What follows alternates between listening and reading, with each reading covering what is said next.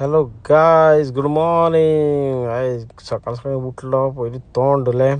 तोंड धुवन जाता बरो फ्रेश जालो. पयलीं क्रीम लायली सगळी. आनी काल राती हांवें चणे घातलेले फुगत. हे चणे खरेंच बरे.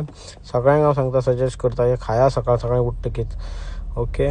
आनी मागीर कॉफी रेडी केली, एक बरीशी कॉफी पाली. आनी मागीर कांदे टमाट घेवन लागलो जेवणाची तयारी करपाक. आनी आयज जेवणाक हांव भाजी करतालो. कसली भाजी सांगा पळोवया? चण्याची भाजी.